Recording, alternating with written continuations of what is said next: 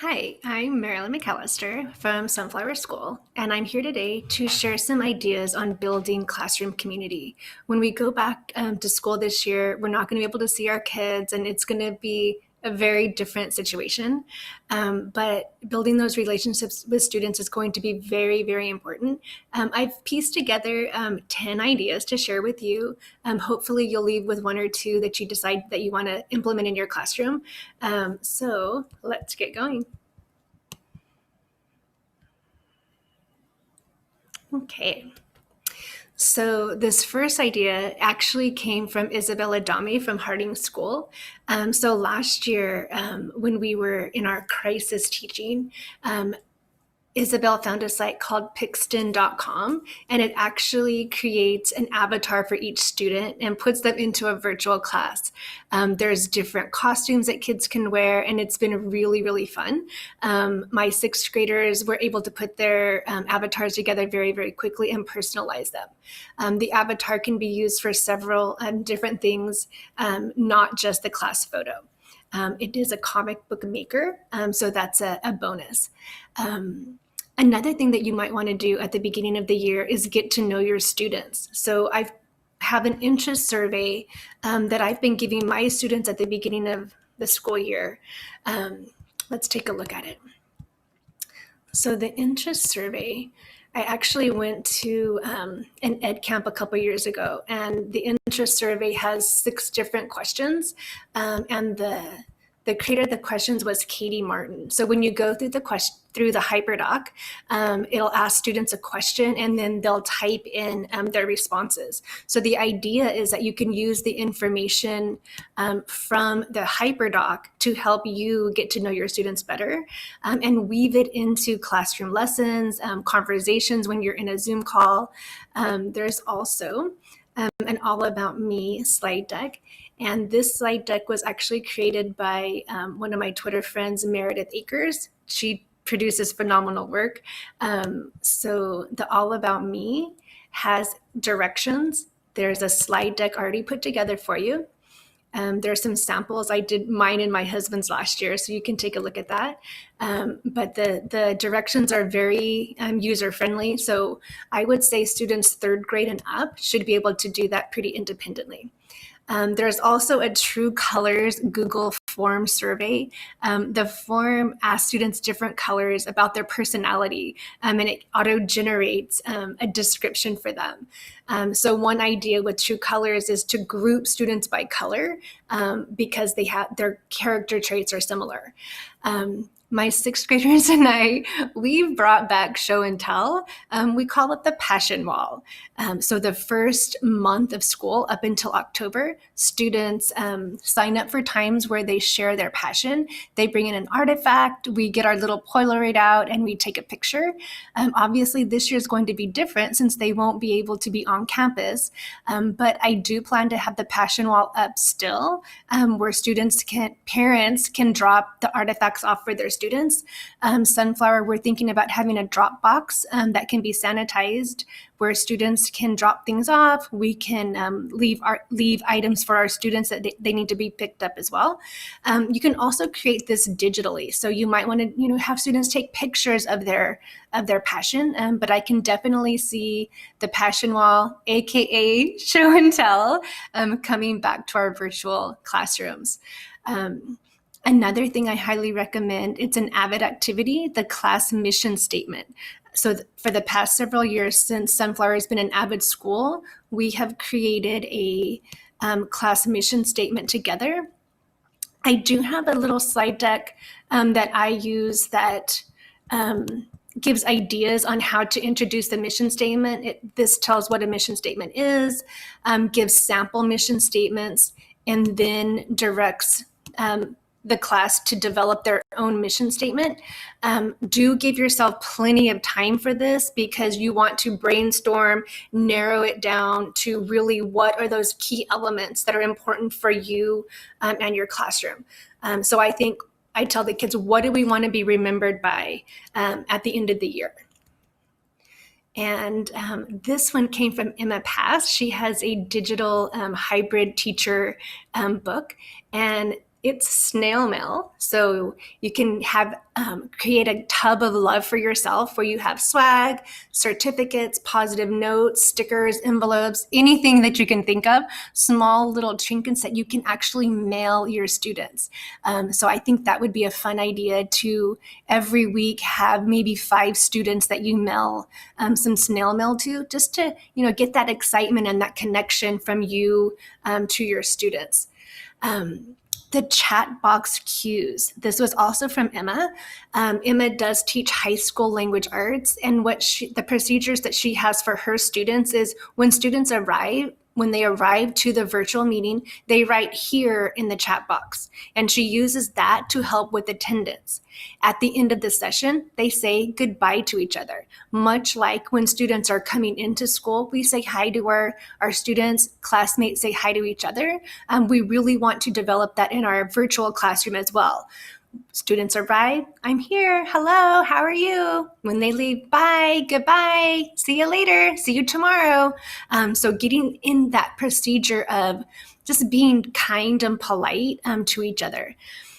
The hall pass, if a student steps away from their computer, they can actually use the hall pass. So all they have to do is write in hall pass. When they're back, they write, I'm back. That will hopefully save a lot of confusion. Maybe I'm calling on a student to respond and they're not there. If I see hall pass, I know they've stepped away from the computer. And I think it will be important for students to know, hey, Ms. McAllister, I'm back.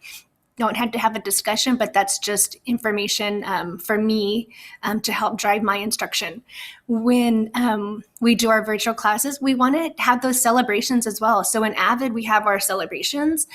In the virtual classroom, we want to do that. So they can do clap, clap. They can insert emojis that have some feeling to them. So do encourage those celebrations in your virtual chat box as well. Chat box challenges. I think a lot of us have already been doing the chat box challenges. Say that 3 times. My friend Mari, she has a couple fun ideas. So when you're starting your virtual meeting, you can just throw down a challenge. Hey students, things with 3 legs. They can write in the chat box. Food that starts with T. You can do a spinner where the spinner can randomly generate the letter for you.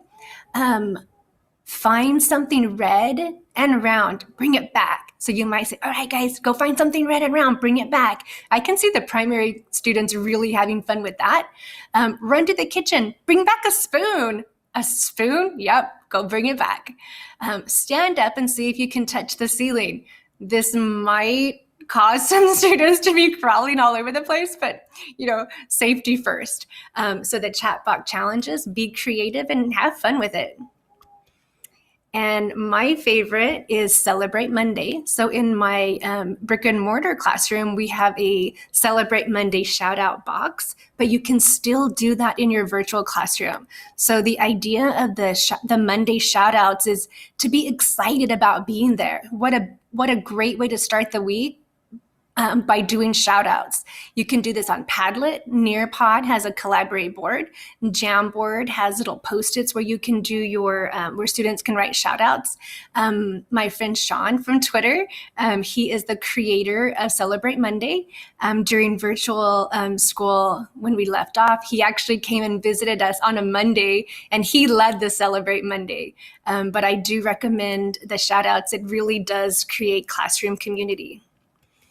Don't forget Friday. On Friday, you can do virtual Fun Fridays. You're celebrating on Monday. Hey guys, we're here. Shout out to a friend. On Friday, we made it through a week. Let's do something fun, right? So in my classroom, during virtual school, I tried to get most of our work done by Thursday. That way Friday was catch up.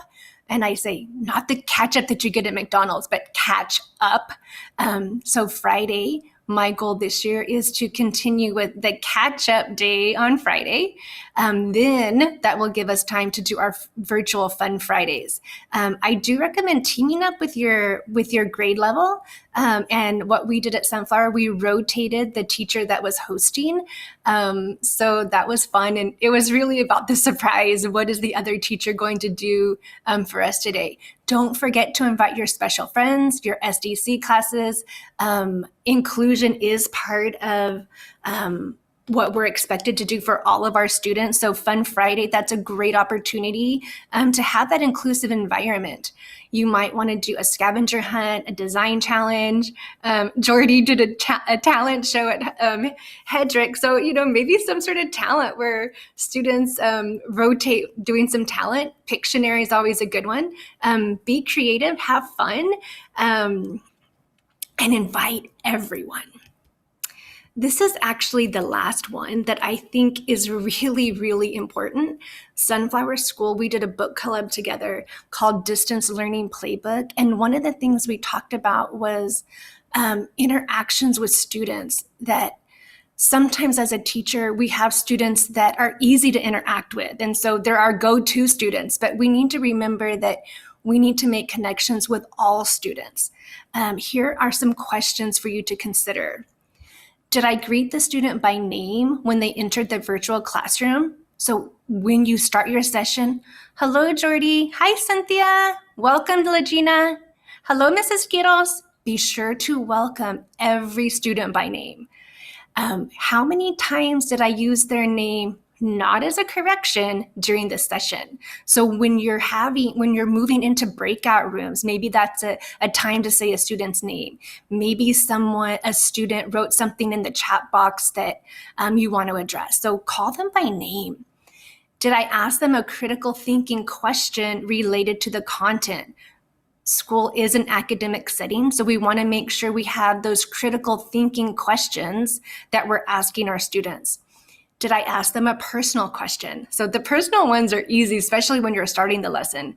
But virtually, because we can't see our students very well, especially if they're not all on the screen in front of you, we might not be asking them those critical thinking questions. So a balance of critical thinking questions and personal questions to help build relationships. Did I pay them a compliment? Give your students compliments when they come to school. Hey, I like your new shoes. Ooh, new haircut. You can do the same thing in virtual school. Be sure to give those compliments.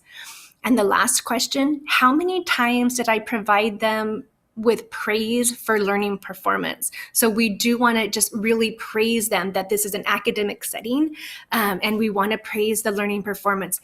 Even if it's a student that's struggling, find a way to pay them a compliment. What I created for us is a tally sheet. So what the authors of the book, they recommended is you don't have to do this with every student, but if there's a couple students that you feel like, you know what, I want to track and see how I'm doing with my relationship with them. Maybe you're realizing there's a student that you haven't made much contact with. You can use a tally sheet with 2 or 3 students, maybe one if there's a focus one that you want to look at, and do those tallies during your lesson just to see how you're doing to keep yourself on track.